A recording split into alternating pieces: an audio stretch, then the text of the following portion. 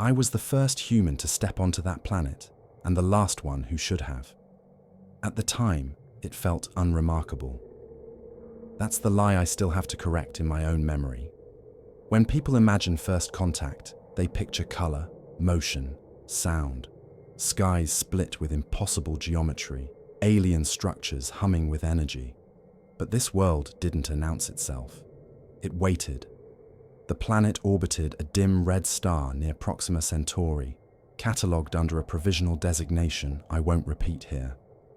Officially, it was classified as a carbon-locked terrestrial body. No atmosphere to speak of. No magnetosphere. No biological signatures, past or present. Dead in every sense our instruments could measure. We were sent there because it was safe. That should have been the first warning. The descent was smooth, automated, almost boring. As our lander cut through the thin dust haze clinging to the surface, I remember feeling disappointed. The terrain stretched flat and grey in every direction, broken only by shallow ridges and stone formations smoothed into soft, rounded shapes by processes that had ended millions of years ago. No jagged mountains. No craters sharp enough to suggest recent impacts. The planet looked tired. Surface integrity confirmed, Mission Control said in my ear. No seismic instability detected. You're clear to proceed, Commander. Commander. The word felt heavy then. It feels heavier now. I stepped down onto soil that had not shifted since before mammals walked on Earth. The ground didn't crunch. It didn't compress. It felt less like dirt and more like compressed ash fused into stone. Fossilized isn't quite the right word, but it's the closest we have. The others followed. 6 of us in total. Scientists, engineers, 1 medical officer. All of us chosen for psychological resilience, long-duration isolation tolerance, and low susceptibility to suggestion. That last metric turned out to be meaningless. We didn't see the ruins immediately. That's another misconception. They didn't rise dramatically from the horizon. They revealed themselves slowly, like a pattern your eyes refuse to recognize until it's too late. At first, we thought they were natural formations, shallow arches, rectangular shadows cast by low sunlight, lines too straight to matter but too subtle to alarm us. Our mapping drones passed over them without triggering any anomaly flags. It was only when I stopped walking and looked back at our landing site that the scale became clear. The lander sat at the center of something vast. The ground beneath us wasn't flat terrain. It was a plaza. Stone stretched outward in perfect radial symmetry, its geometry softened but not erased by time. What I had mistaken for ridges were collapsed walls. What I thought were natural arches were entrances, their frames worn down into gentle curves as if the planet itself had tried to bury them. No rubble, no debris fields. Everything had settled. "Do you see this?" I asked, my voice steadier than I felt. No one answered immediately. That silence told me everything. We moved deeper as the realization spread. Not excitement, not fear yet, but disbelief. The structures were enormous, but understated. No ornamentation, no visible symbols, just form and function carved into stone that no longer remembered being shaped. Our scans showed the same impossible result over and over again. The material wasn't eroded, it was encased. Mineral layers had formed around the structures while they were still intact, sealing them into the planet's crust like insects trapped in amber. Whatever civilization built this place didn't decay. It was preserved.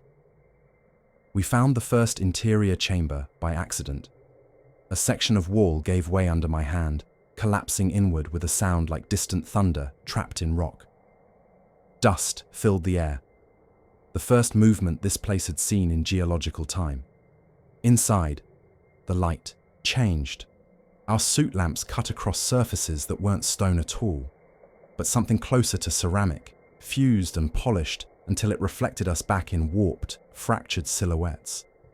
The chamber was vast, circular, its ceiling lost in darkness. And the floor was arranged. At first I thought it was a relief map, continents carved in shallow basins, shapes that tugged at memory. Then my stomach tightened as recognition crept in. Africa, Eurasia, the Americas, Earth. Not an abstract resemblance, not coincidence. The proportions were exact down to fault lines and coastal shelves. Even ancient river paths that no longer exist were present, etched with impossible precision. "This is a mistake," someone whispered. I don't remember who. I knelt at the edge of the basin and ran a gloved finger along a familiar curve, the Mediterranean coastline, frozen as it had been tens of thousands of years ago. Carbon dating later confirmed it. The exhibit, because that's what it was, depicted Earth during the late Paleolithic era. This wasn't decoration, it was a record. As we moved from chamber to chamber, the pattern repeated. Each room showed a different period: stone tools, early settlements, bronze weapons arranged as if abandoned mid-use, cities rendered in layered relief, growing more complex as we progressed. The craftsmanship was obscene. Individual figures were visible in some displays, not stylized, not symbolic, but anatomically perfect humans, their postures casual, unaware, frozen in moments that history never recorded. A woman grinding grain, a child running, a man looking up at a sky he couldn't imagine being watched from. My breathing grew shallow. I told myself it was the suit. Then we reached the room that ended the argument. The room with glass. Transparent walls separated us from a scene so familiar it made my vision blur. Steel towers, asphalt, vehicles, digital billboards frozen mid-advertisement, people holding devices in their hands, faces lit by screens that no longer existed. A city. Our city. I recognized it instantly. I had walked those streets before leaving Earth. "This isn't possible," I said, and meant it as a plea, not a statement. Behind the far wall, deep within the planet's stone, something shifted. Not a sound, not vibration, just the unmistakable sense of attention. I wish I could say we stopped then. That we sealed the chamber, returned to the lander, and left that planet untouched. That would be the sensible version of events. The one mission control likes to imagine when they pretend this was a simple archaeological anomaly. But curiosity isn't just a human flaw, it's a reflex. And reflexes don't wait for permission. We moved deeper. The architecture guided us without obvious corridors or signage. The chambers flowed into one another with an almost organic logic, each space opening only after the last had been fully explored, as if the structure itself needed acknowledgement before allowing passage. That thought unsettled me more than I admitted at the time. The exhibits became denser, more detailed, less symbolic. One chamber contained tools, not arranged by material or era, but by function.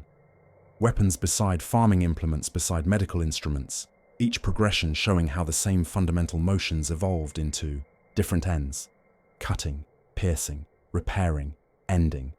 There were no labels, no text. The information wasn't written because it didn't need to be. The context was the language. In another room, we found bones. Human bones. Not scattered, not piled, assembled. Skeletons displayed in subtle variations of posture, highlighting minute evolutionary changes across tens of thousands of years.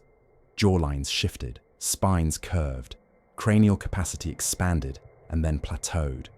I stared too long at one skull and felt an irrational certainty that it was staring back. Not alive, not aware, but familiar. As if it knew something about me that I had forgotten. Our medical officer quietly confirmed what I already suspected. The remains weren't replicas. They were real. Molecular analysis showed Earth-native isotopes, carbon ratios consistent with our planet's biosphere. "How?" someone asked. No one answered. Time lost its shape inside those chambers. Our internal clocks disagreed, by minutes, then hours. Suit telemetry showed no environmental cause. The planet's gravity was stable, radiation levels unchanged, yet we all felt it. A subtle stretching, like memories being gently pulled apart and rearranged. The exhibits began to feel less historical and more curated. In one chamber, scenes played out in vertical layers. Agricultural societies rose literally above hunter-gatherers, cities stacked atop villages, skyscrapers piercing through older foundations. You could trace cause and effect just by walking around the perimeter. I realized then that this wasn't just a museum, it was a thesis. This civilization hadn't simply observed us. They had analyzed us, reduced our entire existence into patterns, decisions, branching probabilities. That thought sat heavy in my chest. The next chamber broke something in me. It was small, intimate, barely larger than a living room. At its center stood a simple wooden table, chairs pushed back as if their occupants had just risen. Plates, utensils, half-finished meals frozen in perfect stillness. A family dinner, not symbolic, not generalized, specific. The faces were detailed enough that I could see individual expressions. A woman mid-laugh, a man leaning forward, elbows on the table, a teenager rolling her eyes, a child distracted by something unseen. I knew that room. Not intellectually, emotionally. My breath hitched as recognition surged through me like vertigo. That wasn't just a family. It was mine. Not exactly as it had been. The ages were slightly wrong, the arrangement subtly off, but close enough that my body reacted before my mind could object. My hands trembled. My heart rate spiked against the restraints of my suit. I stepped closer, unable to stop myself. On the wall behind them, etched faintly into the surface, was a sequence of shapes. Not letters, but curves and angles that my brain insisted on interpreting as something meaningful. Later, we would understand that these were probabilities. At the time, all I knew was that I felt seen. I staggered back, colliding with one of the others. He grabbed my arm, steadying me, his grip tighter than necessary. "Commander," he said carefully, "this isn't real." But his voice betrayed him, because we had all started to notice it then. Each of us had found something. A place, a moment, a memory that felt too precise to dismiss as coincidence. No one said it out loud, but the implication pressed in from all sides. This place didn't just document humanity, it documented individual humans. We tried to re-establish contact with orbit. The signal went out clean. The reply came back delayed, distorted, but intact. Mission Control wanted data, samples, high-resolution scans. They didn't ask how we felt. I didn't volunteer it. We pressed on. The deeper chambers depicted more recent eras, satellites in orbit, cities mapped down to traffic flow, communication, networks rendered as glowing webs etched into dark stone. And then we found the room that showed the future. I know how that sounds. I wouldn't believe it either if I hadn't stood there. The scene was unmistakable. Earth's surface altered by rising seas, coastlines reshaped, cities either fortified or abandoned. Orbital structures surrounded the planet like scars. Familiar technologies twisted into unfamiliar forms. It wasn't prophecy, it was projection. Every element in that room was layered with branching paths, alternate configurations overlapping in faint relief, each one representing a possible outcome. And at the center of it all, us, the mission, the lander, the exact configuration of our suits, our tools, even the damage already sustained from our initial exploration. I found myself rendered in stone, frozen mid-step, one hand raised as if reaching for something just out of frame. Behind my likeness, carved so subtly I almost missed it, was a cross-section of the planet itself, hollow, vast internal chambers honeycombed beneath the surface, converging toward a central mass that pulsed with faint mineral luminescence.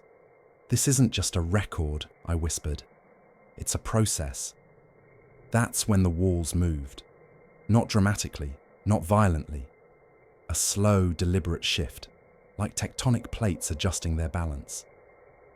Dust drifted down in fine sheets as seams opened where no seams had been before. The architecture rearranged itself, closing off the chambers behind us while opening new paths ahead, guiding us. I felt the wrongness of it settle into my bones. This place wasn't abandoned. It wasn't dormant. It was active. And we were no longer observers. We were participants. The realization struck me with terrifying clarity. The exhibits weren't static because time had stopped here. They were static because the observer wanted them to be. Behind the walls, beneath the stone, something vast and ancient was still performing its function, watching, recording, refining, and now that we had arrived, it was adjusting the display for us. The new corridor it opened for us wasn't a corridor in any human sense. It was an absence. A cut through stone so clean it looked less like excavation and more like subtraction, as if the material had been convinced to stop existing along a very specific line. My suit lights didn't behave normally there. The beams seemed to shorten, falling into the darkness instead of traveling through it. It reminded me of deep water, of light drowning. Behind us, the museum chambers sealed shut with the same patient inevitability. No slam, no alarm, just a soft grinding pressure that I felt more in my teeth than in my ears, and then the seams were gone. The exhibits were trapped on the far side, as unreachable as childhood. I turned, pressed a gloved palm against the wall where we'd come from, and felt nothing but cold, unbroken surface. The others watched me do it and pretended it meant nothing. Mission Control needs a status update, Amir said. He was our systems engineer, the kind of man who could force calm into his voice even while his hands shook. We've been inside for... He glanced at his wrist display and stopped. How long? Dr. Yelena asked. Amir's mouth opened, closed. He swallowed, then tried again. My clock says 3 hours and 12 minutes. That's not possible, Maya said. She was our geologist, and she had been the first to name the plaza for what it was. Her own internal timer had been obsessively consistent since launch. My clock says 6 hours, she added quietly. The silence after that felt thicker than the air we didn't have. I checked mine. 4 hours, 57 minutes. We were standing shoulder to shoulder in the same place, our suits synced at departure, our systems calibrated. And yet time had already become personal, private, negotiable. Something in that structure was pulling at our perception, the way tides pull at shorelines. Subtle enough that you only notice after land has moved. I keyed my comms. Orbital, this is Lander Team. We're continuing interior exploration. We have inconsistencies in timekeeping. Request confirmation from your end. Static for half a second. Then Mission Control replied. Too calm, too professional. Copy, Lander Team. We are receiving your transmission with minor latency. Recommend you proceed and maintain recording at all times. Minor latency. They always had a phrase for things that didn't fit. We advanced. The new corridor narrowed until we had to move single file. The walls were smooth, but not polished like the exhibit halls. This surface had texture, fine ridges repeating at even intervals, like growth rings in a tree trunk. My gloved fingertips traced them as I passed, and I felt faint vibration, not mechanical, but alive in the way a sleeping animal is alive. The corridor curved gently downward. The farther we went, the more my suit sensors complained. Gravity remained stable, oxygen levels fine, radiation normal. But the EM field readings spiked in patterns that made no mathematical sense. It was like listening to a song played through the wrong instrument. Then we reached the first listening alcove. That's what I called it later. At the time, I didn't have words, only the tightness in my throat. A shallow chamber branched off the corridor, its walls engraved with spiraling grooves that converged toward a central stone column. The column wasn't actually stone. It was darker, denser, absorbing light rather than reflecting it. It looked like basalt until my flashlight hit it and my beam just diminished. Amir approached first, raising a scanner. Before he could speak, the column hummed. Not an audible hum, not vibration, a sensation that traveled up my bones and rearranged the way my mind wanted to interpret sound.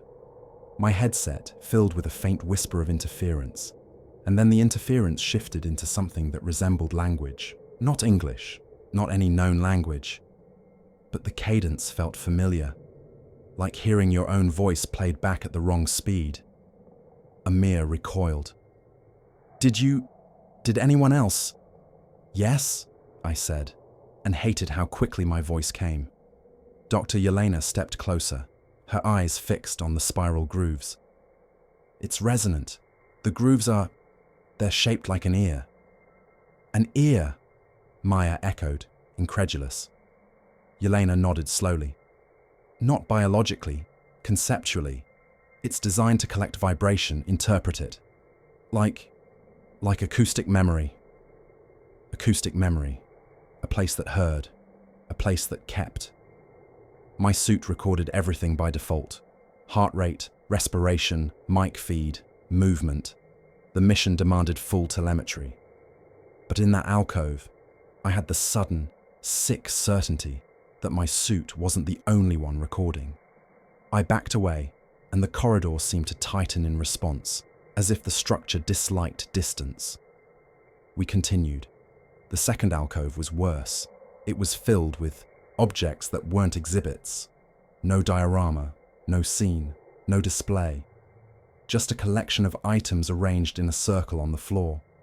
A cracked ceramic mug, a child's shoe, a silver key on a ring, a set of dog tags, an old book with a torn spine. At first I thought it was another human history tableau. Then I saw the dog tags clearly, and my blood went cold. They were mine. Not replicas, not approximations. Mine, down to the etched serial number I hadn't looked at in years. I couldn't breathe for a moment. My suit fed me oxygen anyway, but my chest refused to accept it. The dog tags should have been on Earth, locked in a drawer in a house that no longer belonged to me. I had left them behind when I joined the program, like I was supposed to, and yet they lay here, in a dead planet's throat. Maya's voice came strained through comms. Those are mine too. She pointed with a trembling hand at the ceramic mug. It had a faded logo on its side, a cheap souvenir from a university conference. She had told us about it once in transit, laughing about how it had chipped the first week she bought it. Amir stared at the key ring. That's my apartment key. Dr. Yelena's object was the book. A Russian poetry collection, annotated in the margins. She didn't move toward it. She didn't have to. The medical officer, Carter, didn't speak at all. He just stared at the child's shoe and slowly sat down, as if his legs had forgotten their purpose. None of us asked how those objects got there, because the question was unbearable. We all understood the implication in different ways, but it led to the same place. This structure didn't just study humanity from orbit. It didn't just catalogue history through telescopes or signal interception. It had touched us. It had reached into our lives and taken what it wanted without being seen. And if it could do that, then the boundary between Earth and this place wasn't distance. It was permission. I forced myself to move first, because if I stopped, I knew I'd never start again. The corridor deepened. The air, what little our suits allowed us to perceive, felt colder, heavier. The ridges on the walls became tighter, closer together, like the planet's skin tensing. Ahead, the corridor widened into a cathedral-like shaft that sank into darkness. The floor sloped down in a smooth ramp. At its center was a seam, a line running forward like a closed eyelid. I knew, without evidence, that if that seam opened, something would look out. Mission Control called again, voice crisp. Commander, confirm your team's status. I almost lied. I almost said we were fine, that we'd found artifacts, that we were collecting samples, that this was manageable. But my throat tightened and the words came out wrong. Control, I said. This place has personal items. It has things from us. It's reacting to our presence. I need to know what you're not telling me. A pause. Not static. Not latency. A human pause. The kind where someone chooses what version of truth they're allowed to speak. Then Control replied, quieter. Commander, continue. You're close to the central chamber. We need confirmation. Need confirmation of what? Another pause. And then, so faint I almost missed it, I heard something under the transmission. A second voice, not filtered through comms, not coming from orbit, coming from the walls. It mimicked Mission Control's cadence perfectly, as if practicing, as if learning how we sounded when we lied. I felt my skin crawl inside the suit. Carter whispered, "It's listening." Yelena corrected him, voice hollow. "No, it's remembering." The seam in the floor pulsed with faint light, not turning on, not illuminating, breathing. And somewhere behind that seam, behind layers of fossilized stone and impossible preservation, something shifted, massive, deliberate, like a curator rising from its seat after millennia of waiting because the guests had finally arrived. The seam opened without ceremony. There was no blast of air, no mechanical shriek, no dramatic reveal.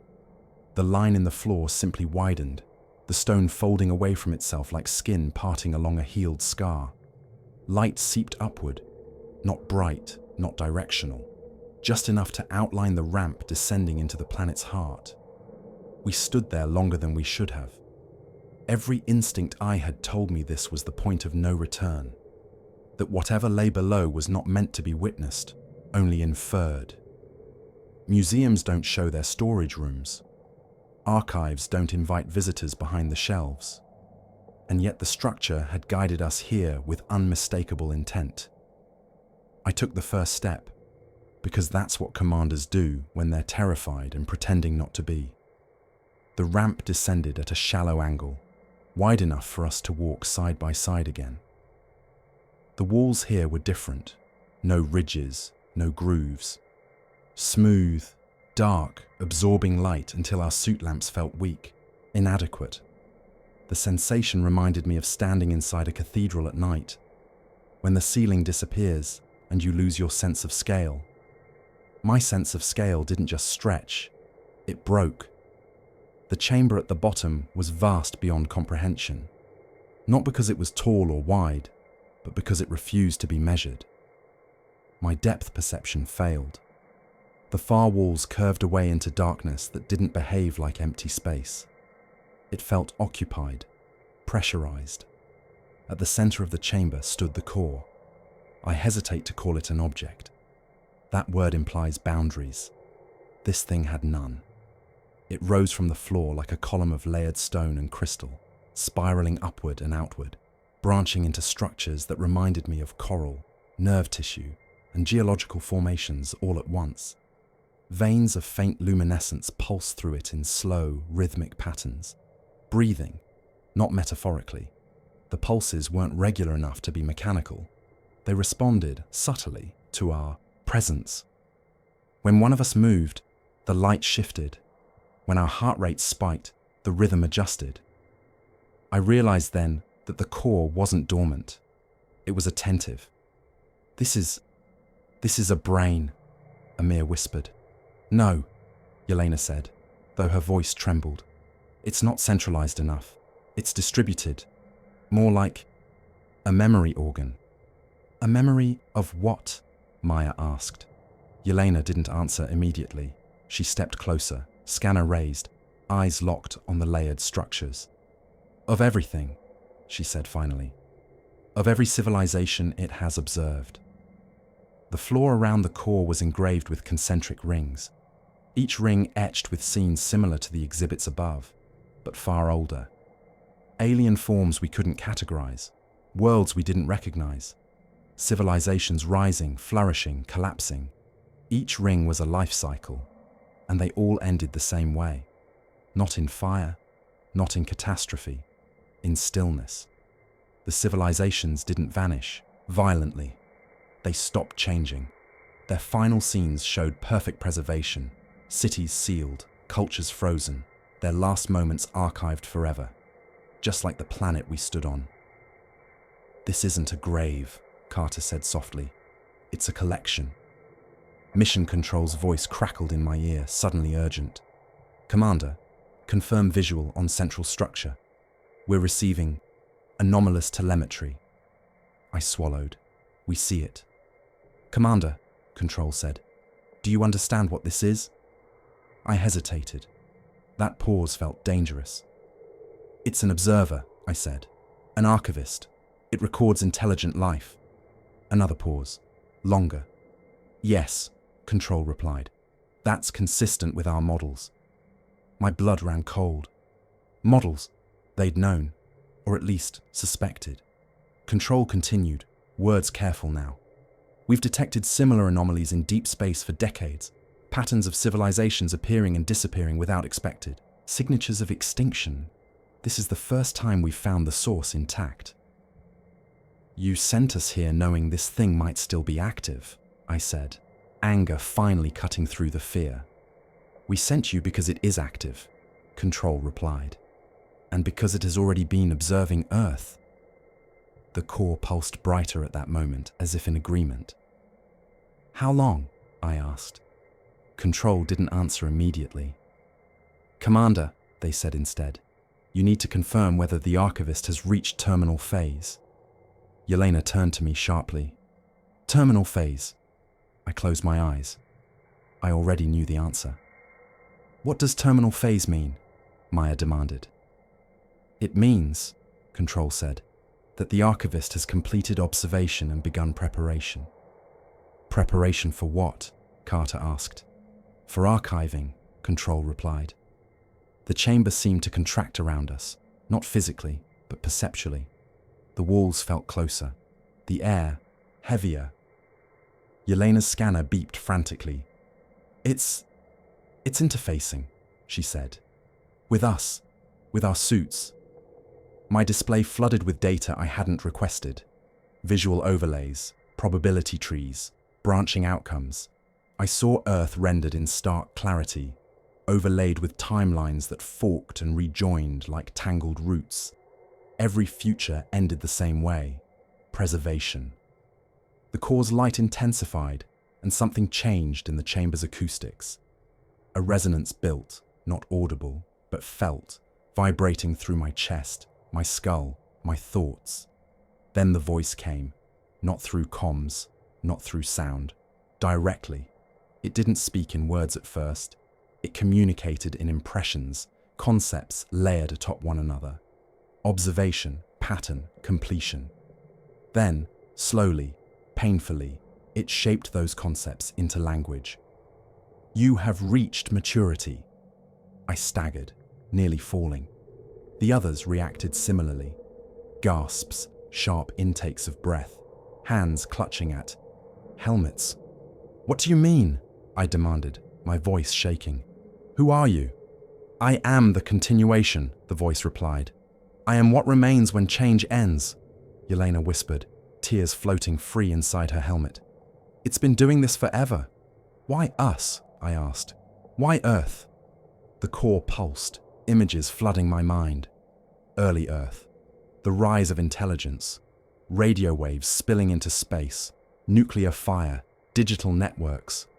"You are efficient," it said. "You are creative. You are recursive. You observe yourselves." I understood with sickening clarity. This thing didn't just archive civilizations that collapsed. It archived civilizations that learned to observe. Civilizations that reached the point where self-reflection outpaced survival. "Earth is next," Maya said hollowly. "Earth is ready," the archivist corrected. Mission Control's voice cut in again, strained now. "Commander, we're losing signal. If the archivist is engaging, you need to determine..." "Determine what?" I snapped. "Whether it can be stopped." The idea felt laughable. Looking at the core, at the accumulated weight of extinct civilizations, the question itself seemed absurd. Stopped by what? By us? I don't think it can, I said quietly. The archivist responded before control could. Correct. The floor around us began to glow, the concentric rings lighting up in sequence, drawing our attention inward, toward the core. You have been observed, it said. You have been understood. A pause. Now you will be included. The chamber began to change. New grooves etched themselves into the floor, forming outlines I recognized with dawning horror. Human figures. Our figures. The museum wasn't finished. It was expanding. And the central vault wasn't the end of the archive. It was the intake chamber. The first outline in the floor appeared beneath Amir. It wasn't drawn. It wasn't carved by a tool. The stone itself reorganized. Mineral grains shifting their alignment until a human silhouette emerged, like a fossil being revealed in reverse. The edges glowed faintly, matching his exact posture. Knees slightly bent, one arm lifted, his head angled toward the core. Amir noticed a half second after I did. He tried to step away, but the outline moved with him, sliding under his boots as if the floor had learned his weight and refused to lose it. No, he said. No, no. His breathing accelerated. The suit compensated. The telemetry screamed in my ear. The archivist's presence pressed against my mind like a hand against glass. Inclusion begins, it said. Carter lunged for Amir, grabbed his arm and pulled. Amir stumbled, but the moment Carter touched him, a second outline blossomed beneath Carter's feet, forming with the same patient inevitability. 2 exhibits forming in real time. Stop touching each other, Yelena snapped, voice cracking. It's mapping contact. It's learning. Maya backed away, hands raised as if surrendering to something that didn't understand surrender. Control, she said into comms. We need immediate extraction. Immediate. Mission Control replied in fragments, their signal suddenly ragged. Commander, interference. You need to... Repeat. Does it have... The rest dissolved into static. I felt the distance between Earth and this chamber, like a physical weight. Not light years, not communication delay. Something else. A wall, a closed door. And on this side of it, we were alone. The archivist pulsed again, brighter, and the concentric rings on the floor illuminated in a ripple that traveled outward, then snapped back inward toward the core. The outlines beneath Amir and Carter thickened. The stone changed color, deepening from dark gray to a pale, chalky tone like bone. The shapes weren't just drawings anymore. They were becoming materially distinct, like the planet was preparing a mold. Amir's voice rose, sharp with panic. Commander, tell it to stop. I didn't know how to tell it anything. The archivist didn't negotiate. It categorized. But I tried anyway. We're leaving, I said, speaking aloud and in my mind at the same time, throwing the words into the chamber like a flare. We don't consent. We don't belong here.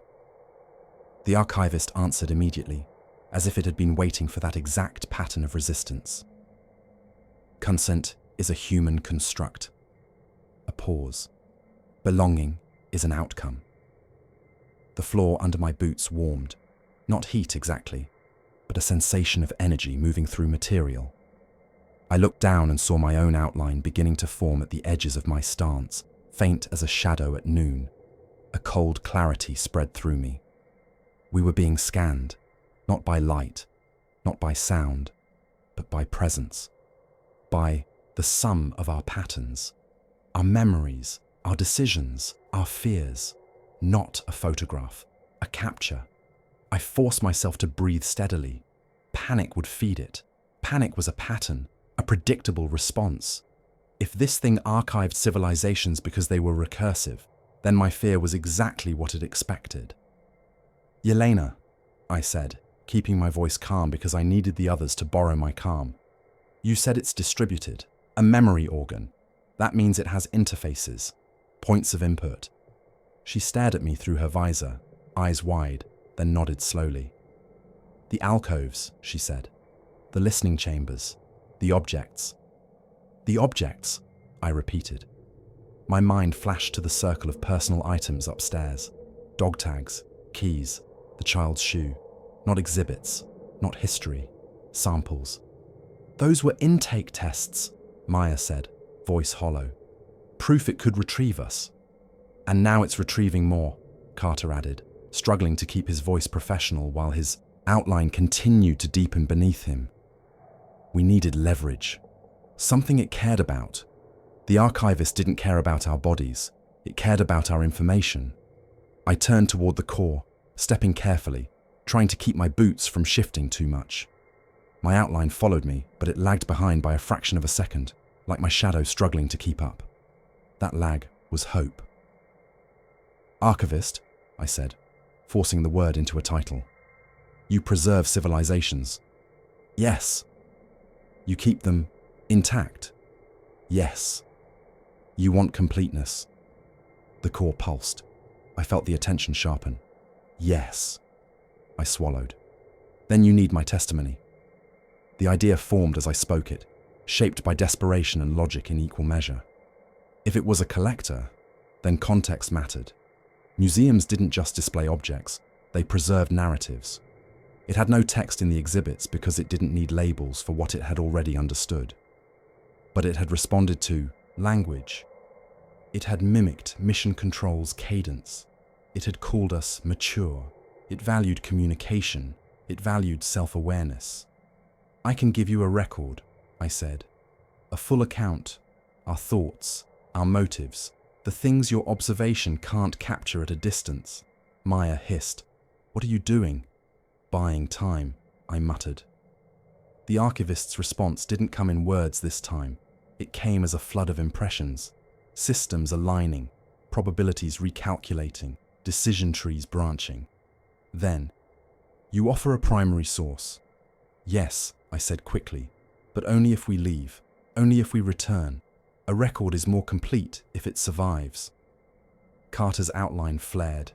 He cried out, not in pain, but in the shock of sensation, a numbness spreading up his legs like anesthesia. Commander, he said, voice strained. It's starting. I could see it now. The chalky floor beneath him wasn't just changing color. It was changing texture, becoming porous, like bone, like fossil matrix. The archivist spoke again. Primary sources are most valuable at termination. I felt my stomach drop. It wasn't interested in my story for later. It wanted my story as the final exhibit. I backed away, mind racing. We needed a different angle. Then take this, I said, and before anyone could stop me, I reached to my chest-mounted equipment pouch and pulled out my mission data core, a small device, hardened, designed to survive re-entry, impact, radiation. It contained recordings, logs, medical telemetry, everything. I held it out like an offering. If you want records, I said, take what we've already captured. Our suit feeds, our biometrics, our spoken logs. Take the data. Let the people go. For the first time, the archivist hesitated. Not in human hesitation, in processing delay. The core's pulses slowed, and I felt the outlines under our feet pause their deepening. Then the chamber's light shifted, focusing on the data core in my hand. My suit display flickered as if something was attempting to interface with the device remotely. A whisper brushed the edge of my thoughts. Data is flat. A pause. Consciousness is relief. I didn't fully understand, but the meaning hit anyway. It didn't want recordings. It wanted experience. It wanted the three-dimensional shape of a mind, fear, hope, contradiction, the messy interior that no external observation could fully map. And it had found a way to take it. The floor beneath Amir suddenly flared bright. He screamed as his boots locked in place. Not physically trapped, but functionally. His suit servos whined as he fought, and the outline beneath him surged upward into shallow relief, rising like stone remembering how to be a mold. His legs sank a fraction of an inch. "Commander!" he shouted. "Help me!" Carter tried to move toward him and caught himself at the last second, clenching his fists instead, refusing to make contact. Maya's voice turned sharp with terror. "We have to go back. Now. The ramp." I looked toward the ramp entrance, and my blood ran cold. The seam had closed again, not sealed like a door, erased like it had never been there. The archivist spoke with gentle certainty. "The exit is not required for inclusion." Yelena's voice broke. "We're going to be exhibits." "No," I said, forcing steel into my tone even as my outline brightened beneath me. "We're going to be a problem." I raised the data core again, but not as an offering, as a weapon. It wasn't designed to explode, but it held a compact power cell. Enough energy to destroy itself if breached. Enough to disrupt local EM fields in a burst. Enough to make the archivist flinch, if it could flinch. "Everyone," I said, "back up. Don't touch each other. Watch your footing. When I say, run." Maya's eyes widened. "Run where? There's no exit." "There will be," I said, and I wasn't sure whether I meant it as a plan or a prayer. I took a breath, braced the data core against the stone, and began to crack its casing with the edge of my tool. The archivist's light surged. Its voice sharpened, less patient now. "Destruction is irrelevant." I smiled inside my helmet, a grim, bitter curve of my mouth. "Not if you're still listening," I whispered, and I broke the seal. The casing gave with a small, ugly crack, a sound too ordinary for where we were. For half a second, nothing happened, and I felt the old, stupid part of my brain whisper that I'd miscalculated, that I'd just destroyed our only reliable record for nothing. Then the power cell inside the data core vented. It didn't explode like cinema. It didn't throw fire. It released a hard, fast bloom of electromagnetic noise that my suit translated into a scream of warnings. Field spike, system instability, comms disruption, sensor blackout. The chamber's light stuttered, not flicker, stutter, as if something behind reality had missed a step. The archivist's pulsing rhythm faltered for the first time since we entered the vault. The concentric rings on the floor dimmed unevenly, some going dark, while others burned brighter, out of sync. The outlines beneath our feet trembled, their edges blurring like ink in water. Amir's locked posture loosened. He yanked one boot free and stumbled backward, nearly falling. Carter caught himself from moving toward him at the last second, hands hovering uselessly in the air. "Now!" I shouted. "Move!" We didn't know where. We only knew we couldn't stay. We spread out, keeping distance like the floor was contagious. I felt my own outline lag more, then snap forward, then lag again, like whatever held it couldn't decide which version of me was correct. The archivist spoke, and for the first time, its voice carried something I recognized as urgency. Disruption detected. It wasn't anger. It wasn't pain. It was error. The core's luminescent veins flared, trying to reassert rhythm. The chamber's darkness deepened, swallowing the edges of our suit lamps.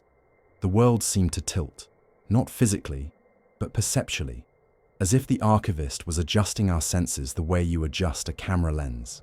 To keep us. I forced myself to focus on structure. Architecture doesn't lie. Even when perception does, angles and seams remain. I scanned the floor, the walls, searching for anything that looked like an interface. A hinge, a fissure, a place where this stone admitted it wasn't natural. The EM burst had done something. It had made the chamber's surfaces show their true complexity for a heartbeat. Patterns I hadn't seen before.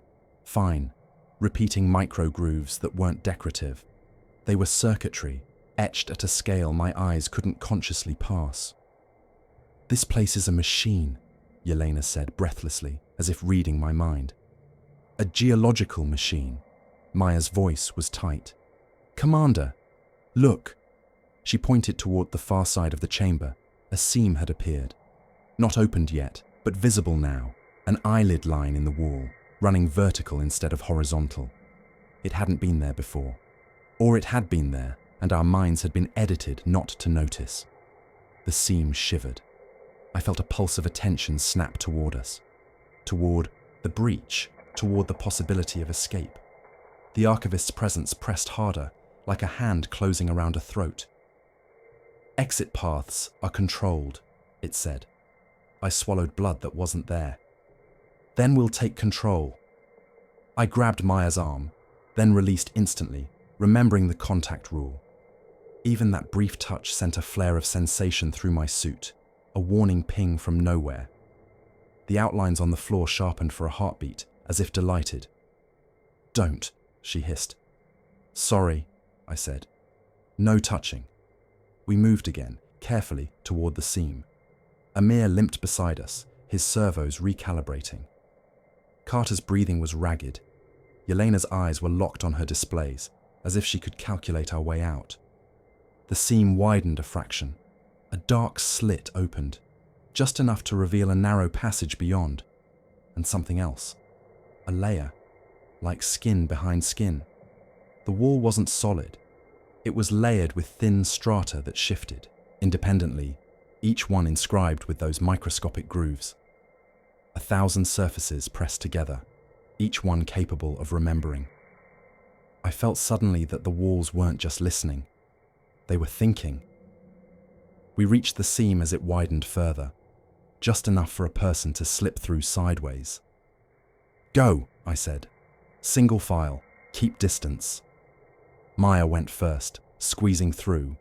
Amir followed, then Carter, then Yelena. I stayed a half step back, watching the chamber behind us as if expecting it to lunge. The archivist pulsed once, a heavy, slow surge. The outlines on the floor flared bright again. I realized then what it was doing. It wasn't trying to trap our bodies. It was trying to finalize our impressions, to freeze the moment when we decided to run. That decision was a pattern worth preserving. I shoved myself through the seam and into the passage. The wall closed behind me immediately, sealing with a smoothness that made my stomach drop. But the passage remained open ahead, sloping upward. A corridor, narrower than the museum halls, but wider than the throat-like descent. We ran, not sprinting. Suits don't let you sprint easily, but fast, urgent, clumsy movement that felt wrong in that silent place. Our boots struck the floor with dull impacts that echoed too long. My comms crackled. Mission Control's voice came through in broken shards, distorted by interference. "Commander, we see... signal spike. What did you do?" I almost laughed. A hysterical impulse. "I broke something," I said, "and it noticed." We climbed. The passage curved, and the geometry began to feel hostile. Angles weren't quite right. The corridor seemed to shorten ahead of us, then lengthen again, as if the planet was editing distance. Amir wheezed. "It's compressing space," Yelena answered without looking back. "It's compressing perception." Ahead, the corridor split into 3 identical paths. No markings, no differences, just 3 dark mouths. We stopped, panting. Maya's voice shook. "Which one?" I stared at the junction, and a memory rose unbidden. Not my memory.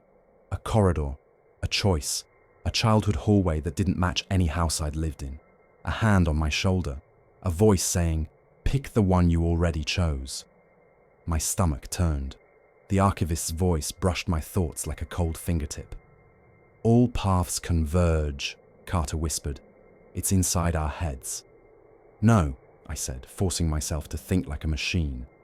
"It's using our heads as sensors." I stepped closer to the junction and raised my scanner. All 3 paths returned identical readings. Material composition the same, EM field the same. But my suit's inertial measurement unit told a different story. One corridor sloped upward by 2 degrees, the other 2 were flat. "Up," I said. "The left path. It's the only one that climbs." Maya didn't argue. None of us did. We filed into the left corridor. For a few minutes, we made progress. The slope continued. The air, again, not air, but the sensation of moving upward, gave me a sliver of hope. Then the corridor opened into a chamber, and the chamber contained an exhibit. Not an ancient city, not a prehistoric scene, a hospital room, modern, sterile, lights overhead rendered in stone and glass-like material that reflected our suit lamps with uncanny realism. The bed at the center held a man, me, older, thinner, eyes sunken, my mouth open mid-breath as if trying to speak. Beside the bed stood Maya, hair grey, face hollow with grief. Amir sat in a chair, head in his hands. Carter leaned over the bed with a stethoscope that shouldn't exist on a dead alien planet. Yelena stood in the corner, staring at a monitor that displayed a single line of text. Inclusion complete. My throat tightened. I couldn't move. The exhibit wasn't just accurate, it was intimate. It showed the moment I died. It showed my team watching. And carved faintly into the wall behind the bed was a branching tree of outcomes, dozens of variations of the same scene, different positions, different expressions, different timing. But every branch ended at the same place, that bed, that stillness. Maya's voice cracked. This is what happens if we keep going. Carter shook his head slowly. No, this is what happens because we came at all. The archivist's voice came again, softer now, almost patient. You have been shown the result. A pause. Your resistance is documented. I forced my legs to move, stepping into the room. The stone version of my face stared upward, frozen in terror or surrender. I couldn't tell which. This isn't inevitable, I said through clenched teeth. This is manipulation. The archivist replied with devastating simplicity. Manipulation is efficient. The hospital room's walls began to shift. The edges of the chamber tightened, seams forming where none existed. The exhibit was changing, not to display something else, but to become something else. A trap. The exit behind us narrowed. Back, I shouted. Back out. Now. We turned, scrambling through the opening as it shrank. Amir nearly caught his shoulder. Carter shoved him without thinking, then froze as if expecting the floor to claim him. We spilled back into the corridor just as the chamber sealed shut, erasing the hospital room like it had never existed. I leaned against the wall, breathing hard. The archivist had done something worse than threaten us. It had shown us our end, and it had done it with the calm certainty of a curator labeling an exhibit that was already waiting on the shelf. We continued upward anyway, because there was nothing else to do, but as we moved, I felt something new inside my helmet. A faint, persistent sensation, like a second heartbeat. Not mine, a rhythm, a learning mine. The corridor stopped feeling like a path and started feeling like a test. Every curve was too intentional. Every widening, every narrowing, every moment where the ceiling dipped low enough to make us duck. None of it matched structural necessity. It was behavioral design. Like the museum halls above, except stripped of the comfort of spectacle. The archivist wasn't chasing us. It was editing us. We moved for what my suit insisted was 37 minutes. Maya's clock said 50. Amir's said 22. I stopped asking, because the answers made me feel like I was splitting into different people depending on who was counting. The slope continued.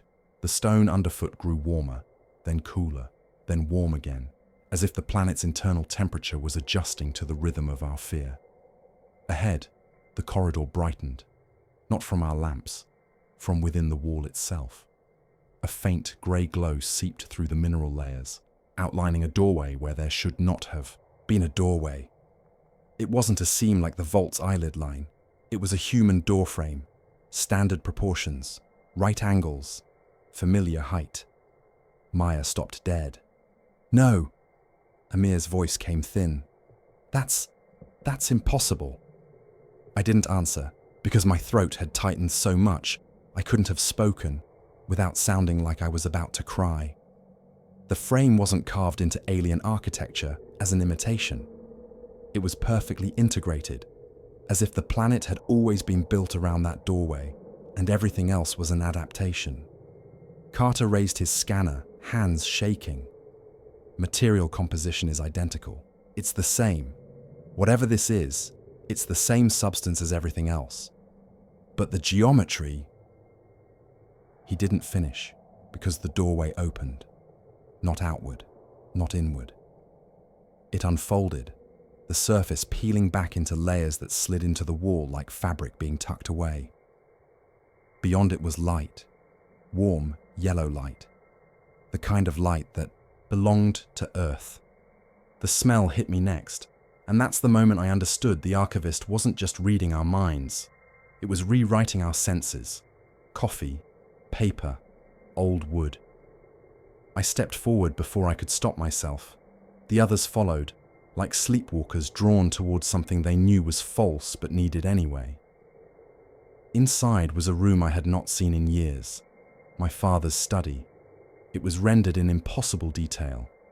Bookshelves lined with battered spines, the same framed photographs on the same wall, the same scar on the wooden desk where I'd once dropped a soldering iron as a teenager and been too afraid to admit it.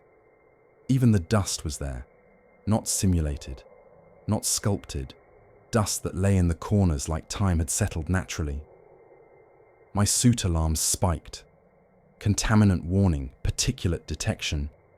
Yet the air inside my helmet felt unchanged. The smell was memory masquerading as reality. I crossed the threshold, and the world behind me seemed to dim. The corridor's cold geometry felt suddenly unreal, like a dream you forget the moment you wake. "Commander," Yelena whispered. Her voice sounded far away. "This is a trap." "I know," I said, but my feet kept moving. The desk sat in the center of the room, and on it was an open notebook. My father's handwriting. I knew it like I knew my own name. Tight, deliberate script, the kind used by people who believe the world can be held in order if you label it correctly. I leaned over the notebook and felt my vision blur. The page wasn't filled with notes. It was filled with me. A transcript, written in his hand, of words I had spoken earlier that day. My accusation to Mission Control. My bargain attempt with the archivist. My threat with the data core. Every sentence I remembered saying was there, recorded in ink that did not exist on this planet. At the bottom of the page was a line I had not spoken. Not yet. Do not answer it when it speaks in his voice. My stomach clenched hard enough that I felt nauseous inside the suit. Behind me, Maya's boots scuffed softly on the floor. "Commander," she said, voice raw. "My mother's kitchen is through that door." She pointed to the side wall, where another doorway had appeared, another perfect human frame, already glowing with warm light. Amir turned slowly, scanning the room, like a man trapped in a hallucination. "My childhood bedroom," he whispered. "It's here." Carter didn't speak at all. He stared at a third doorway, his shoulders rising and falling too fast. I followed his gaze and saw a hospital corridor beyond it. White walls, fluorescent lighting, the kind of sterile limbo that smelled like disinfectant and endings. Yelena backed away, shaking her head. "It's offering us anchors," she said. "Comfort, familiarity. It wants us to stop resisting." "No," I murmured, still staring at the notebook. "It wants us to choose." The archivist's presence thickened in the room, like fog filling corners. The warm light grew warmer, almost golden, like sunset in a place that had never had a sun. Then the voice came again, and this time it came the way the warning had predicted. It spoke in my father's voice, not an imitation that sounded close, perfect cadence, perfect tone, the faint rasp on certain consonants, the warmth he used when he was trying to be gentle with me. "Son," it said. My knees nearly buckled, my hands clenched into fists so hard my gloves creaked. "Come here," the voice continued. "You've done enough. You don't have to carry this. Maya made a small sound, half sob, half laugh, and took a step toward her glowing doorway. Stop, I snapped, sharper than I intended. She froze, eyes wide behind her visor. The voice softened. It's okay, it said to her, still in my father's tone. Let him be stubborn. Let him fight. You don't have to. The room seemed to tilt toward that voice, like the environment itself was leaning in to listen.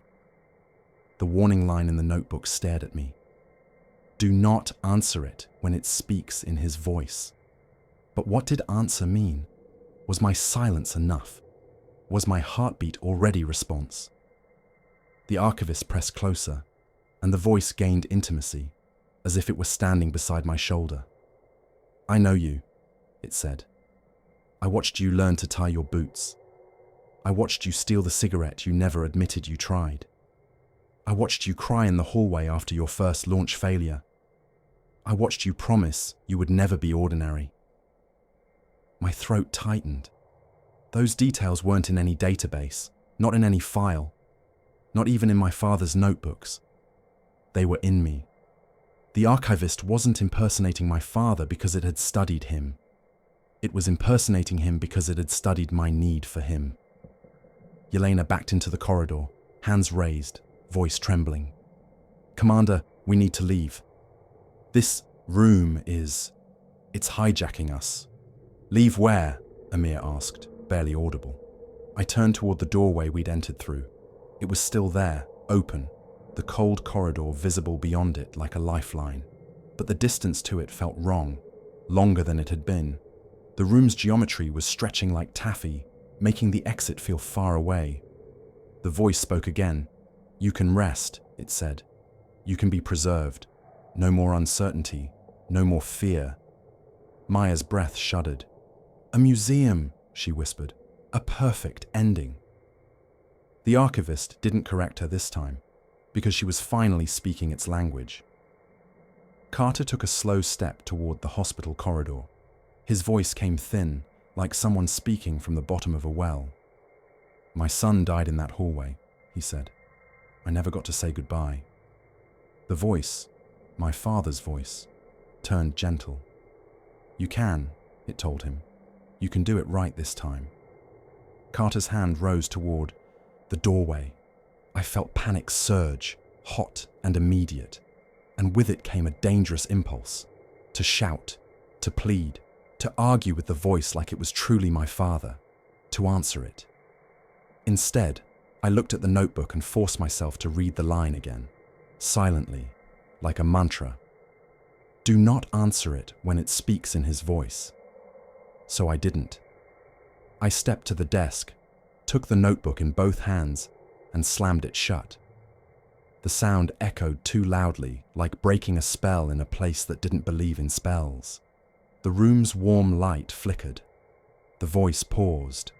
For a heartbeat, the archivist's presence loosened, as if it hadn't expected refusal in that specific form. I seized the moment. Maya, I said, voice low but hard. Look at me. She hesitated, eyes drawn to her doorway like gravity. Look at me, I repeated, sharper. Her gaze snapped to mine. This isn't your mother, I said. It's a key. It's a handle. It's trying to open you from the inside. Her lips trembled. But it feels... I know, I said. That's the point. I turned to Carter. Don't do it. That hallway isn't closure. It's capture. His hand hovered mid-air, trembling. The voice returned, warmer now, coaxing. You're cruel, it said. Let them have peace. I felt anger rise, bitter and clean. This isn't peace, I said, speaking to the room, to the voice, to the thing behind it. It's embalming. The archivist's presence hardened. The warm light became too warm, almost suffocating, like standing too close to a fire. The walls began to hum softly, and I saw the microgrooves shimmer as if awake. The room was reacting. It didn't like being named. The doorway behind us, the one back to the corridor, began to narrow. The voice sharpened, losing some of my father's warmth. Answer, it said. That single word carried pressure, not sound. The demand wasn't for speech. It was for acknowledgement, for consent, for inclusion. I lifted the notebook, held it tight against my chest like armor, and shook my head. "No," I said, and for the first time, I felt something like anger from the archivist. Not human anger, a system response to persistent anomaly. The room's walls began to close inward, slow at first, like the throat corridor we'd descended earlier. Yelena shouted from the corridor entrance, "It's collapsing, move!" I grabbed Maya's sleeve without thinking, yanked her toward the exit, then released instantly as the floor beneath us flared, outlines sharpening, delighted by contact. Carter stumbled toward us, dragging himself away from his doorway with a sound like grief being torn loose. Amir followed, eyes wide, whispering, "Don't answer it. Don't answer it." We sprinted for the narrowing doorway as the room tightened around us, warm light turning harsh, almost white. Behind us, the voice, my father's voice, dropped the mask completely. And what remained was not alien, not mechanical, not even intelligent in the way we understand intelligence. It was a function, a certainty. "Inclusion is the final kindness," it said. We threw ourselves through the doorway into the cold corridor as the room sealed shut behind us with a soft, final sigh. And as we ran, I realized something that made my blood turn colder than the planet ever could. The archivist didn't need us to answer out loud. It had already learned the shape of our voices. It could answer for us. We ran until running stopped meaning anything. The corridor stopped being a place and became a sequence of sensations. The drag of suit joints, the dull impact of boots, the rasp of breath in my helmet, the constant flicker of my HUD trying to reconcile impossible inputs. My mind latched onto repetition because repetition is how you stay sane when the universe starts improvising. The archivist didn't chase us like a predator. It pursued us like paperwork. Every time we passed a seam, I felt it note us. Every time we hesitated at an intersection, the corridor seemed to adjust to punish indecision. Not violently, efficiently, like the architecture was optimizing for one outcome: inclusion. The hallway eventually widened into a long, straight stretch that felt too generous to be real. Our lamps reached farther here, lighting a floor that looked almost smooth, almost normal. That almost should have warned me. Maya was the first to slow down, raising a hand. Hold. We stopped, spread out, careful not to touch. "What is it?" Amir wheezed. His voice sounded like it was coming from a different person, a different time. Maya pointed ahead. The corridor ended at a wall of stone that looked unbroken. No seam, no doorway, no exit. And yet, carved into that stone, faintly at first, then clearer as we stared, was a relief map, not of Earth, of the place we were standing in, a cross-section of the planet's interior, the museum chambers above, the listening alcoves, the central vault, the throat corridors, the junctions, and then, drawn near the top, close to what should have been the surface, a circle, a hollow, a cavity that did not match any chamber we had entered. Yelena stepped closer, scanner raised. "It's real," she whispered. "There's an empty space above us, a void." Carter's voice came low and raw. "An exit." I stared at the carved map and felt dread coil tight in my stomach. It wasn't marked as an exit. It was marked as a collection room. I didn't know how I knew that. The map had no labels, but the shape of it felt like every museum storage facility I'd ever seen. A central space fed by corridors like arteries, designed for intake and processing. The archivist's voice brushed my thoughts. "You seek the surface." I didn't answer. Not with my voice, not with my mind. I held my breath and let silence be my rebellion. The wall in front of us shivered. A seam appeared, vertical and thin, then widened. The stone folded back, revealing a spiral ramp ascending toward the cavity indicated on the map. It was giving us what we wanted, the simplest trap. Maya's eyes met mine through her visor. "It's letting us go."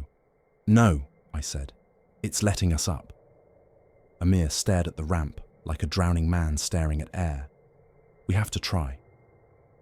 We didn't have a better option. We climbed. The ramp spiraled tight, rising through layers of stone that glowed faintly with internal light. My suit clock flickered, numbers rolling forward and backward like a broken slot machine. I stopped looking at it. Time was a weapon here. Halfway up, the ramp passed by narrow slits in the wall, windows into chambers we hadn't entered. I forced myself not to look, but my eyes kept catching fragments. A diorama of people kneeling in prayer, their faces carved in agonized devotion.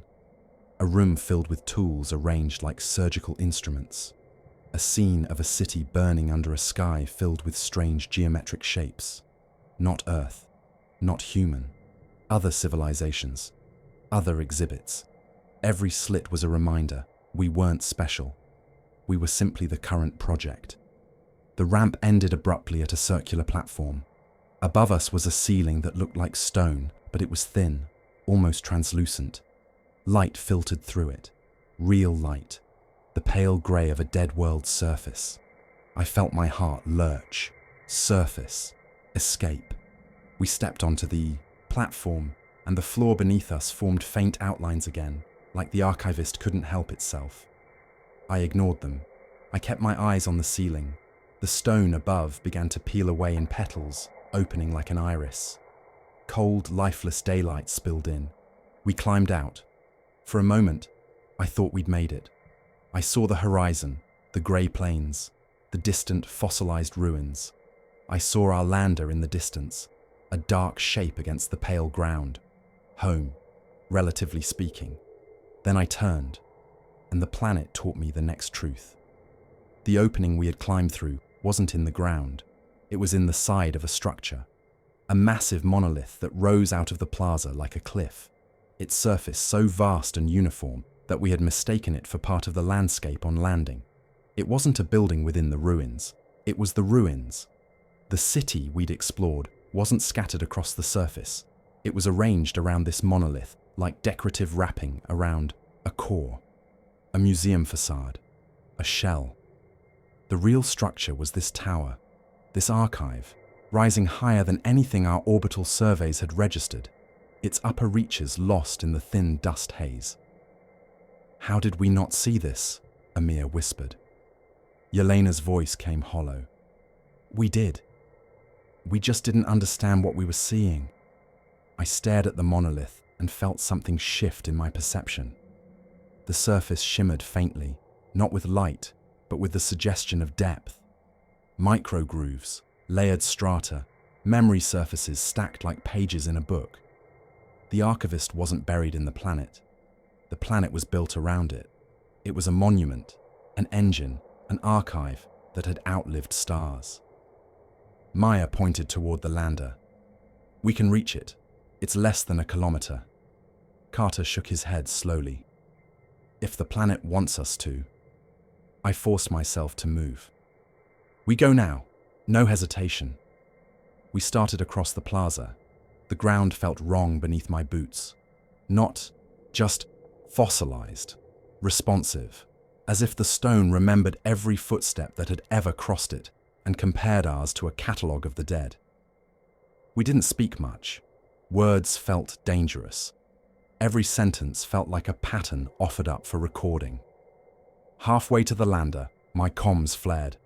Mission control, suddenly clearer. "Commander, we have you on visual. Your beacon's unstable.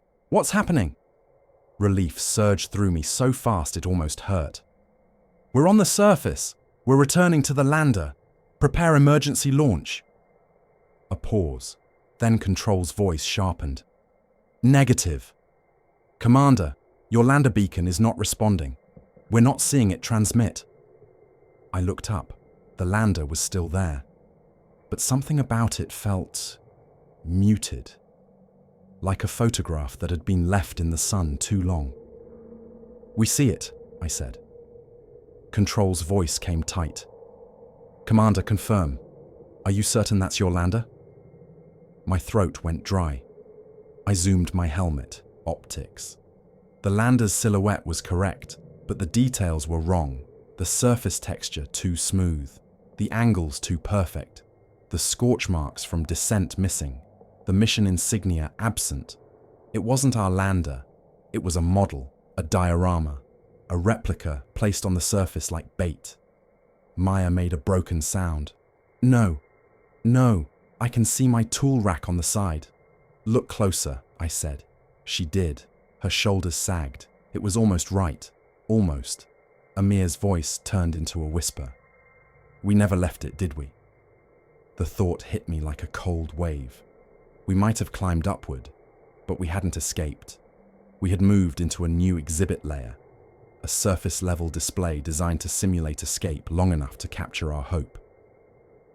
The archivist's voice came, not in my father's tone now, but in its own presence, calm, certain. "The surface is a context." I stared at the replica lander and felt something inside my chest crack. "A context for what?" Carter demanded, anger finally bleeding through grief. The ground beneath us pulsed faintly, and lines began to appear in the stone. Outlines, not just beneath our feet, but stretching outward, forming a larger shape. A scene boundary, a diorama frame. We were standing inside a display, and we hadn't noticed until the frame began to close. Mission Control's voice crackled again. "Commander, your telemetry is spiking. Your positions are drifting on our map. It's like the coordinates." Their voice cut out mid-sentence, replaced by a second voice that slid cleanly into the channel with perfect imitation. My voice, my cadence, my breath. "Control," it said in my tone. "We are secure. We are proceeding as planned." I froze. The others froze too. The archivist had learned enough. It wasn't just listening anymore. It was speaking for us. I keyed my comms, voice shaking with fury. "That's not me. Do you hear me? That is not..." Static swallowed. My words. And then behind us, the monolith's surface shifted. A seam opened like an eyelid, miles tall, revealing darkness within. Not a doorway for humans. A doorway for the archive. For intake. The ground's outlines brightened, defining our positions like figurines placed for display. Maya's voice broke. "It's staging us," Yelena whispered. "It's finishing the exhibit."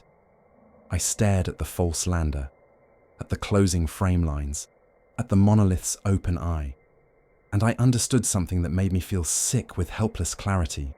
The archivist wasn't trying to stop us from leaving.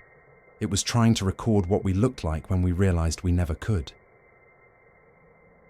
The replica lander sat ahead of us like a cruel joke told with perfect grammar. Up close, the wrongness became unbearable. It had the general silhouette, the same landing legs, the same side profile. But the surface was too clean, too new, like it had been printed out of stone with no history attached. Even the dust around it seemed staged, an even, delicate layer that didn't match the chaotic swirls our real descent would have kicked up. Maya walked toward it anyway, not fast, not desperate, the way people approach a coffin when they're not ready to accept. It's real. "Maya," I said, voice low. "Don't." She stopped and looked back at me. In her visor, her eyes were too bright.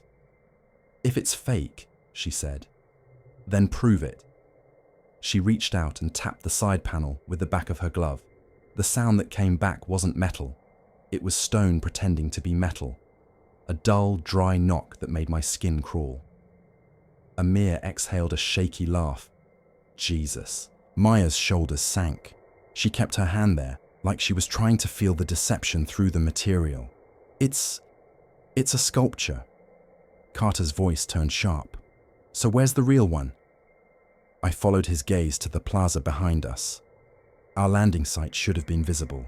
Our descent scorch marks, the broken wall where we first entered the structure, the path we'd carved through dust. But the plaza was tidy. The ground looked undisturbed, as if we'd never arrived at all. Even our footprints were shallow and inconsistent, some crisp, some smudged, some missing entirely, as if the planet had decided it didn't like the story our tracks were telling. Yelena's scanner beeped in frantic bursts. "The substrate is shifting," she said. "The surface layer is reorganizing at a granular level." "It's editing the set," Amir whispered. That word hit me hard. Set. Because that's what this was. Not a battlefield, not a wilderness. Stage. The monolith behind us loomed like a cliff of memory. Its seam, its eyelid, remained open, a vertical wound of darkness that swallowed light. From inside that opening came the faintest suggestion of movement, not a creature stepping out, but something vast adjusting itself behind layers of stone. The archivist wasn't emerging. It didn't need to. It was letting the environment do the work. I keyed my comms again, forcing my voice into steadiness like I could bully reality into obeying. "Control, do you read? The lander is a replica. Repeat, replica. The structure is mimicking our equipment and our transmissions. Static." Then a faint reply, delayed and broken. "Commander, we hear you, but we also have..." My voice cut in over theirs, clean and confident. "Control, disregard. We are stable. We have achieved primary objective." I felt bile rise in my throat. "That is not me," I said, louder, as if volume could beat imitation. "Do you hear? Me? That's not..." The channel filled with noise. Not random, patterned. The same cadence I'd heard in the listening alcoves, the sound of language being manufactured. Then the archivist spoke, through my voice again. "We are ready for return." The comm channel snapped silent after that, like a line cut. Maya's hands curled into fists. "It's isolating us." "No," Yelena murmured. "It's replacing us." I turned slowly, scanning the plaza. The outlines in the ground, the diorama frame, were becoming clearer now. Pale lines etched into the stone in arcs and straight segments, defining boundaries like museum glass walls drawn on the floor. We were inside a display case, and it was closing. "Commander," Carter said, voice tight, "tell me you have a plan." I wanted to. I wanted to give him that comfort, that leadership. But all I had was a sick understanding and a worse idea. The archivist valued moments, decisions, the internal pivot points where a civilization crossed a threshold. It wasn't enough to archive humanity's history. It needed to archive our awareness. The moment we realized we were trapped. The moment we fought anyway. The moment we broke. This was a diorama of escape, not because it expected us to leave, but because it needed a clean narrative. Humans attempt escape, discover futility, submit, or are collected. A satisfying exhibit. "Don't give it the story at once," I said. Amir blinked. "What does that mean?" "It means," I said, "we stop acting like trapped animals." Maya's voice cracked with bitter humor. "And act like what? Curators?" I stared at the monolith's open seam, at the darkness inside, thick with presence. "No," I said, "act like a contamination event."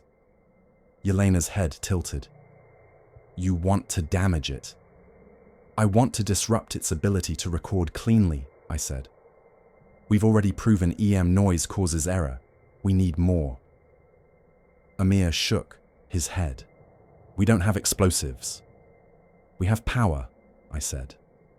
I looked at our suits. Each one carried a compact reactor cell, shielded, stable. Not meant to be tampered with, not meant to be used as a weapon. But nothing about this mission was meant to happen. Carter's eyes widened. "Commander, if we breach a suit cell..." "It'll kill whoever does it," Maya finished. Silence hung between us, heavy and immediate. Behind us, the diorama frame lines brightened again, and I felt the ground subtly tilt inward, like the plaza itself was guiding us toward the monolith's open seam, guiding us toward intake. The archivist spoke, this time not through my voice but directly. its presence cold and immense. Return is unnecessary. A pause. You have arrived. Yelena's hands trembled. It's calling the intake chamber. The open seam in the monolith widened further, and for the first time I saw inside clearly. Not a corridor, not a vault, a massive hollow space lined with shelves. That's the only word that fits. Shelves stacked in concentric tiers, each tier filled with sealed chambers. Glass-like pods embedded in stone, each containing frozen scenes. Civilizations in miniature, cities, rooms, bodies, exhibits stored in darkness. My stomach turned. The archivist wasn't just an observer, it was a library, and we were about to become a book. Maya whispered, "Those pods, are they alive?" Yelena answered, voice barely audible. "No." A pause. "Not anymore." Carter's breathing turned ragged. "I'm not dying in a display case." "Then don't," I said, and surprised myself with how calm the words sounded. I looked at each of them, one by one, meeting their eyes through glass and reflection. "We need to decide what we'd rather be," I said. "An exhibit or an event?" Amir swallowed hard. "You're asking one of us to..." "I'm asking all of us to do what humans do best," I said. "Make a mess." The archivist's presence sharpened, as if it sensed the shift. The diorama frame lines flared. The ground's subtle pull increased, tugging our boots toward the monolith.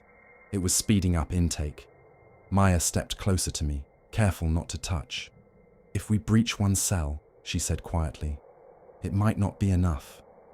"It will be if we do it at the right place," Yelena murmured, eyes scanning the monolith's open seam. "The intake threshold, where the recording density is highest." Carter looked sick. "You're talking about sacrificing someone at the doorway." "Yes," Yelena said, "because that's where it listens hardest." Amir's voice cracked. We can," Maya cut in, fierce now. "It's either that or we become decorations."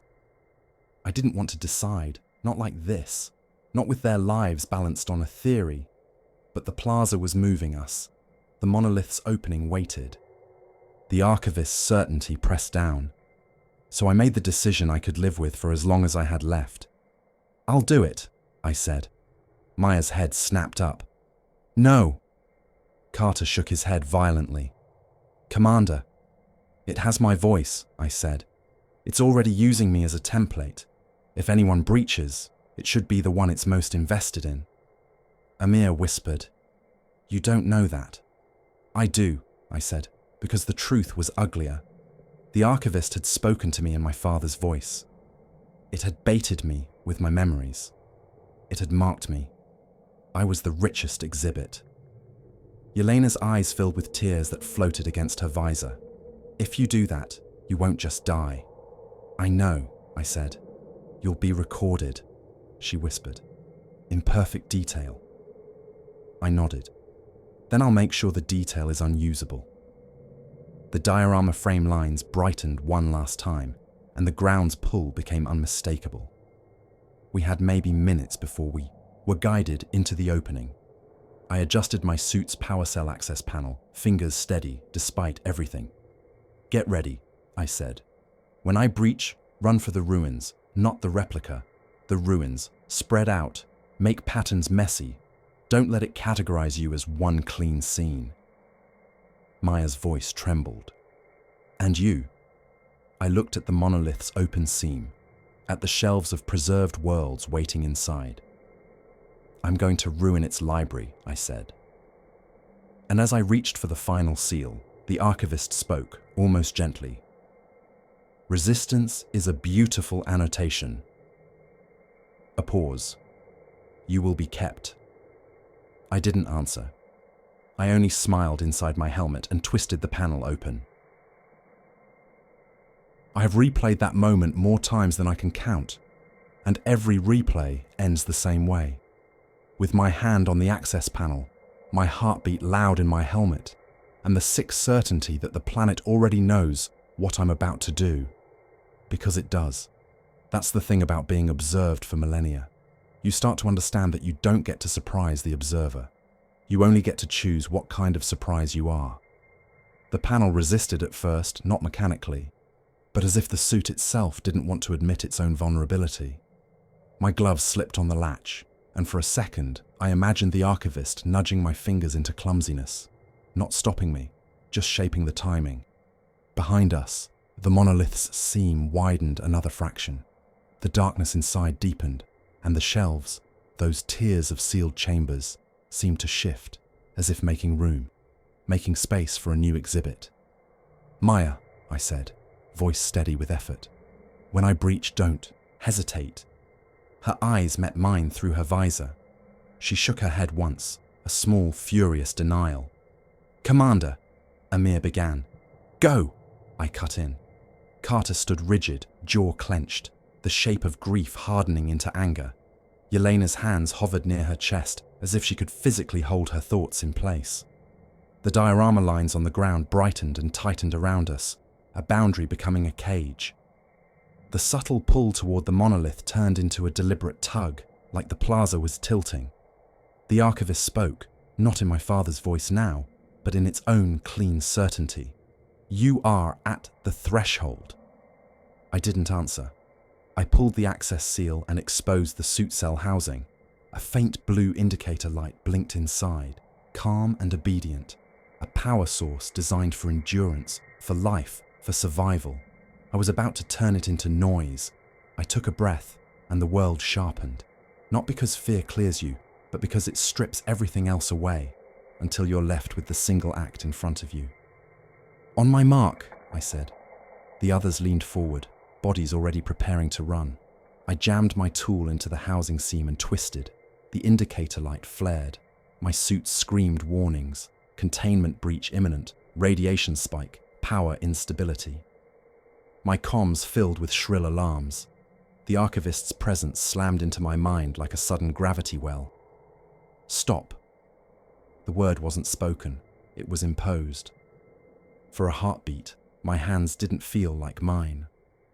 My muscles hesitated, not from doubt, but from an external instruction overriding my intention. And I understood then what inclusion really meant. It wasn't about putting us in pods. It was about making our choices part of its system, making our will predictable, making our defiance just another documented pattern. I forced my fingers to move anyway, slow and stubborn. The suit cell's inner casing cracked. A thin line of brilliant white light escaped, so bright it made my visor auto-dim. Heat flashed against my gloves. The smell of scorched insulation filled my helmet filters, a ghost sensation that shouldn't have reached me. "Mark!"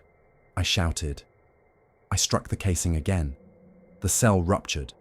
Not an explosion, but a violent release of energy that tore through my suit's systems like a storm. My HUD went black. My comms cut out. For a fraction of a second, my suit's artificial pressure faltered, and I felt the dead planet's emptiness press against my skin like a hand. Then the world flooded with light. A bloom of electromagnetic chaos erupted outward, a sphere of interference that rippled across the plaza. The monolith's surface shimmered. The diorama lines on the ground spasmed, brightening and dissolving in jagged patterns. The archivist's rhythm broke, not faltered, broke. I felt it like a sudden silence in my bones, the absence of that second heartbeat I'd been sensing since the hospital. Exhibit. The pressure in my mind lifted, replaced by something rawer. Confusion. Error. I staggered, half blind, half numb, my suit system cycling in emergency reboots. My vision returned in fragments, Maya running, Amir stumbling after her, Carter and Yelena sprinting toward the fossilized ruins. They ran the way I told them to, spreading out, diverging, making the narrative messy. Good. The monolith's seam convulsed. For the first time, the archivist reacted like something threatened. The darkness inside flickered with pulses of light, uneven, frantic, like an organism struggling to maintain coherence. I saw the shelves inside ripple. Some pods dimmed, others flared. Scenes inside them flickered, as if the stillness they preserved was being shaken. I had done what I wanted. I had made the archive stutter, but I hadn't escaped it. My suit finally coughed my comms back to life. Not clean audio, but a garbled channel filled with overlapping transmissions. Mission, control, my voice, static, the archivist's cadence, all layered together. "Commander, respond," Control pleaded. My voice cut in, calm and confident. "Control, inclusion has begun."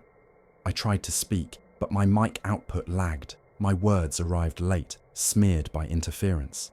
"This is," I started. The archivist finished for me, using my tone. "Acceptable." I felt rage surge, hot and clean.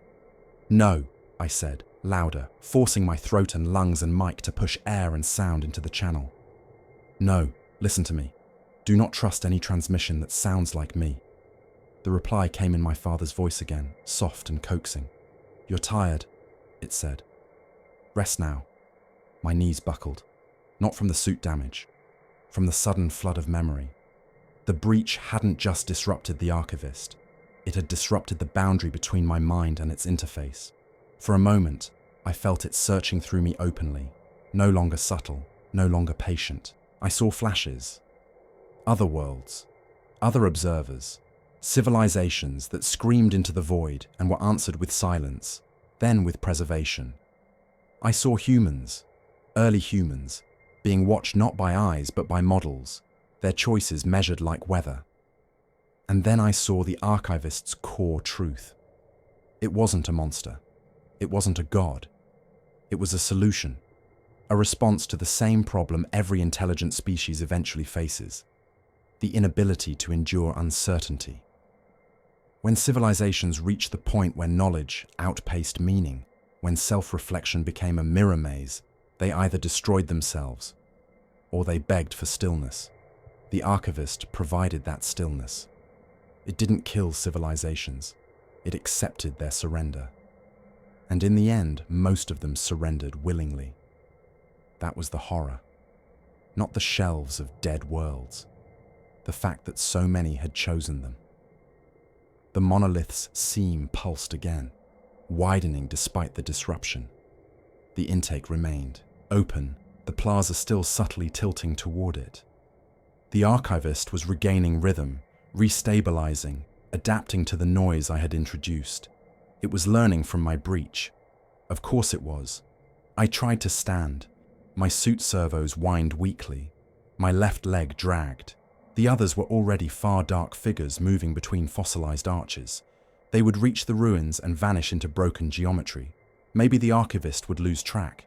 Maybe it would have to choose between pursuing messy individuals and preserving the clean act of my sacrifice. I hoped it would choose the clean story. I hoped wrong. The archivist spoke again, not in any stolen voice now, but as pure presence. "You have introduced variance." A pause. "Variance will be studied."